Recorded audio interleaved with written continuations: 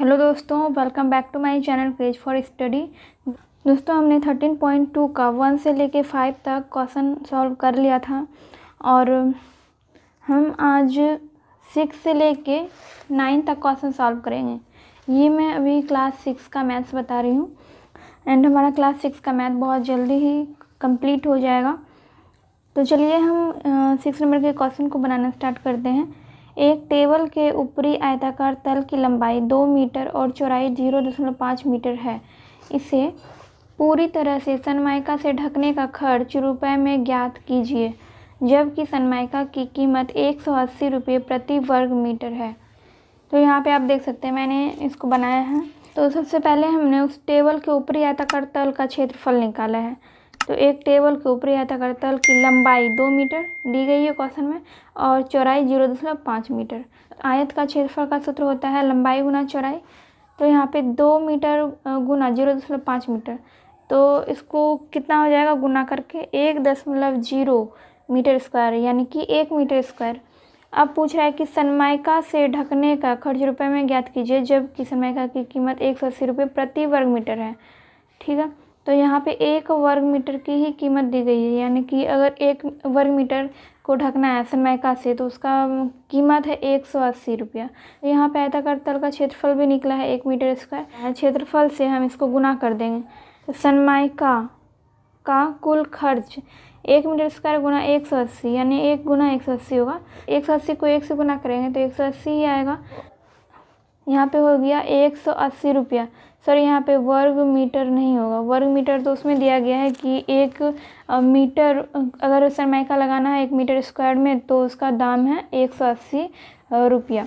तो यहाँ पे हम मीटर स्क्वायर नहीं लिखेंगे क्योंकि कुल खर्च यहाँ बताना है, तो कुल खर्च हम रुपए में लिखेंगे। तो रुपए में क्या हो जाएगा 180 रुपया, मीटर स्क्वायर यहाँ पे नहीं होगा। 7वें नंबर में है एक दीवार की लंबाई 30 मीटर और ऊंचाई 2 मीटर है। दीवार की पुताई कराने का खर्च ज्ञात कीजिए, जबकि पुताई का खर्च 50 रुपये प्रति वर्ग मीटर है। तो बिल्कुल इसी तरह से है यहाँ पे भी। यहाँ पे पहले हम दीवार का क्षेत्रफल निकालेंगे, उसके बाद दीवार के क्षेत्रफल में हम इसको गुना कर देंगे। तो हमारा क्या आ जाएगा, हमारा आ जाएगा कि दीवार की पुताई कराने का कुल खर्च आ जाएगा। तो पहले हम देखते हैं कि इसका शेप किस तरह से। दीवार है, मान लीजिए कि दीवार है और यहाँ पे इसका दिया गया है लंबाई, ये लंबाई है 30 मीटर और ये ऊंचाई है। चौड़ाई की जगह पे यहाँ पे क्या लिखा गया, ऊंचाई लिखा गया है। तो ऊंचाई है 2 मीटर। ठीक है, अब इसी का क्या कराना है, पुताई कराना है। तो सबसे पहले तो हमें इसका क्षेत्रफल मालूम होना चाहिए। इसका क्षेत्रफल निकाल लिया हमने। तो दीवार की लंबाई 30 मीटर और ऊंचाई 2 मीटर। आयताकार दीवार का क्षेत्रफल क्या हो जाएगा, लंबाई गुना चौड़ाई होता है। तो यहाँ पे चौड़ाई नहीं दिया गया है, यहाँ पे ऊंचाई दिया गया, तो यहाँ पे हमने ऊंचाई ही लिख दिया। अब लंबाई है 30 मीटर, ऊंचाई है 2 मीटर, 30 गुना 2 करेंगे तो कितना हो जाएगा 60 मीटर स्क्वायर। दीवार की पुताई कराने का कुल खर्च हो जाएगा 60 गुना 50। देखिए 60 तो निकल गया आयताकार दीवार का क्षेत्रफल और 50 क्या है कि 1 वर्ग मीटर में पुताई कराने का खर्च है 50 रुपया। ठीक है, तो दोनों को गुना कर देंगे। दोनों गुना करने के बाद आएगा 3000 रुपया। सॉरी, यहाँ पे भी मैंने मीटर स्क्वायर लिख दिया है, यहाँ पे भी मीटर स्क्वायर नहीं होगा क्योंकि खर्च है, तो इसलिए यहाँ पे रुपए में होगा। ठीक है, तो 3000 रुपया हो जाएगा, मैंने गलती से मीटर स्क्वायर लिख दिया है। 8वें नंबर में है 6.5 मीटर लंबाई एवं 4.0 मीटर चौड़ाई वाले आयताकार एक भूखंड पर 1.5 मीटर भुजा वाली वर्गाकार फूलों की 2 क्यारियां बनाई गई है। भूखंड के शेष भाग का क्षेत्रफल ज्ञात कीजिए। तो देखिए मैंने यहाँ पे ये फिगर बनाया है, ये है आयताकार भूखंड जिसकी लंबाई है 6.5 मीटर, चौड़ाई है 4.0 मीटर। इसी पे 2 वर्गाकार क्यारियां हैं, तो 2 वर्गाकार क्यारियां भी हमने यहाँ बना दिया है। तो इसका जो एक भुजा की लंबाई है 1.5 मीटर है और इसका भी 1.5 मीटर है। ठीक है, तो पहले हम इसका क्षेत्रफल निकालेंगे, आयताकार भूखंड का क्षेत्रफल निकालेंगे, उसके बाद हम इन दोनों क्यारियों का भी क्षेत्रफल निकालेंगे। तो पहले आयताकार भूखंड का क्षेत्रफल निकालते हैं। इसका लंबाई है 6.5 मीटर, चौड़ाई है 4.0 मीटर। आयताकार भूखंड का क्षेत्रफल, तो आयत का क्षेत्रफल का क्या सूत्र होता है, लंबाई गुना चौड़ाई। तो लंबाई और चौड़ाई को हमने गुना कर दिया है, तो गुना करके आया 26.00 मीटर स्क्वायर, यानी कि 26 मीटर स्क्वायर। ठीक है, इसको हम इस तरह से लिख सकते हैं। अब आयताकार भूखंड का क्षेत्रफल निकल गया। अब दोनों क्यारियों का क्षेत्रफल, तो ये लिखना यहाँ पे ज़रूरी नहीं है।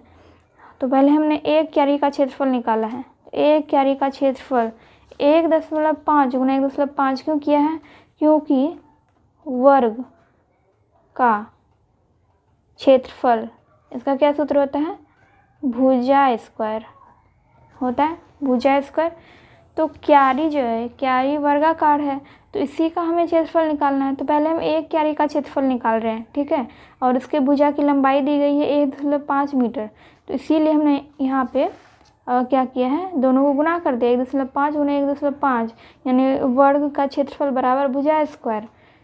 तो एक क्यारी का क्षेत्रफल हो जाएगा 2.25 क्या हो जाएगा, मीटर स्क्वायर हो जाएगा। और दूसरे क्यारी का क्षेत्रफल है, दूसरे क्यारी का क्षेत्रफल भी यहाँ पे हमने 1.5 गुना 1.5 लिखा और यहाँ पे हमने 1.5 स्क्वायर कर दिया, तो दोनों का मतलब एक ही है। तो 1.5 गुना 1.5 2.25 हो गया, तो ये भी क्या हो जाएगा, मीटर स्क्वायर। अब दोनों को जोड़ देंगे, दोनों क्यारियों का क्षेत्रफल आ गया, दोनों को जोड़ देंगे, तो दोनों क्यारियों का क्षेत्रफल 2.5 जोड़ 2.5 4.50 मीटर स्क्वायर हो गया। तो दोनों क्यारियों का क्षेत्रफल भी निकल गया। अब क्या निकालना है, भूखंड के शेष भाग का क्षेत्रफल ज्ञात कीजिए। तो भूखंड के शेष भाग का क्षेत्रफल कैसे ज्ञात करेंगे? ये जो आयताकार भूखंड है, ये पूरे भूखंड में इसको हम घटा देंगे। ये जो क्यारी है, दोनों क्यारियों का क्षेत्रफल जो है उसको घटा देंगे, तो इसका क्षेत्रफल शेष भाग का क्षेत्रफल आ जाएगा। तो यहाँ पे हमने वही किया है, भूखंड के शेष भाग का क्षेत्रफल बराबर आयताकार भूखंड का क्षेत्रफल माइनस दोनों क्यारियों का क्षेत्रफल। तो आयताकार भूखंड का क्षेत्रफल 26 मीटर स्क्वायर आया था और क्यारियों का क्षेत्रफल है 4.50 मीटर स्क्वायर। तो 26 में 4.50 को हमने माइनस कर दिया, तो आ गया 21.50 मीटर स्क्वायर। देखिए यहाँ पे 26 है, तो 26 को हम इस तरह से भी लिख सकते हैं। अब इसी में हमने 4.50 को माइनस कर दिया, तो 0 और 10.5 5 और इसमें बच गया 5 और 4 गया 1, ये 2, 21.50 हो गया। तो यहाँ पे क्या हो जाएगा, 21.50 मीटर स्क्वायर। तो ये भूखंड के शेष भाग का क्षेत्रफल आ गया। अब 9वें नंबर में है, एक टाइल की माप 6 सेंटीमीटर गुना 5 सेंटीमीटर है, तब पता करें कि दिए गए क्षेत्रों को पूर्णतः ढकने के लिए कितनी टाइलें की आवश्यकता होगी। क्षेत्रों की माप निम्नानुसार है। तो यहाँ फर्श के क्षेत्रफल की माप दी गई है, फर्श की लंबाई और फर्श की चौड़ाई। ए नंबर में दिया गया है 150 सेंटीमीटर और 120 सेंटीमीटर, यानी कि फर्श का लंबाई 150 सेंटीमीटर है और चौड़ाई 120 सेंटीमीटर। तो पहले हम फर्श का क्षेत्रफल निकालेंगे। तो फर्श का क्षेत्रफल निकाला हमने, तो इसका सूत्र हो जाता है आयत का क्षेत्रफल, ये आयत ही है, तो आयत का क्षेत्रफल का सूत्र होता है लंबाई गुना चौड़ाई। तो 150 गुना 120 करेंगे तो 18,000 सेंटीमीटर स्क्वायर हो गया। यहाँ पे देख रहे हैं सेंटीमीटर है, इसीलिए यहाँ पे क्या हो जाएगा, सेंटीमीटर स्क्वायर हो जाएगा। उसके बाद टाइल का क्षेत्रफल निकालेंगे। तो टाइल का तो यहाँ पे माप दिया ही गया है, 6 सेंटीमीटर गुना 5 सेंटीमीटर, मतलब 6 सेंटीमीटर जो लंबाई है, 5 सेंटीमीटर चौड़ाई है। टाइल के बारे में हम बात करें, टाइल का क्षेत्रफल का माप दिया गया है। तो 6 गुना 5 30 हो गया, ये टाइल का क्षेत्रफल निकल गया। अब हमें निकालना है टाइल्स की संख्या। तो हम क्या करेंगे, फर्श के क्षेत्रफल में टाइल्स के क्षेत्रफल से भाग दे देंगे। तो यहाँ पे हमने वही किया है, फर्श का क्षेत्रफल बटा टाइल्स का क्षेत्रफल। तो फर्श का क्षेत्रफल 18,000, टाइल्स का क्षेत्रफल 30। तो 18,000 बटे 30 किया हमने, तो 600 आया। 0 0 तो हमने कट कर दिया और 3 से इसको विभाजित करेंगे, 3 6 के 18 और ये 2 0 बच गया। तो 600 हो गया। 600 क्या हो गया, टाइल्स, 600 टाइल्स। अब बी नंबर में है 145 सेंटीमीटर और 30 सेंटीमीटर, ठीक है। तो ये भी फर्श का क्षेत्रफल का माप दिया गया है, यानी कि फर्श की लंबाई और चौड़ाई दी गई है।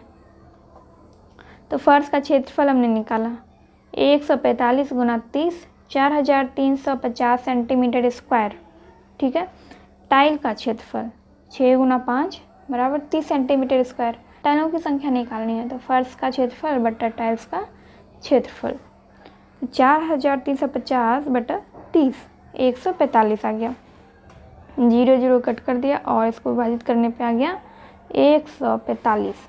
तो 145 क्या हो गया, 145 टाइल्स एंड दोस्तों इसी के साथ हमारा क्लास 6 का मैथ्स का एक्सरसाइज 13.2 यहाँ पे कंप्लीट होता है और हम नेक्स्ट वीडियो में चैप्टर 14 स्टार्ट करेंगे जिसका कि नाम है सममिति।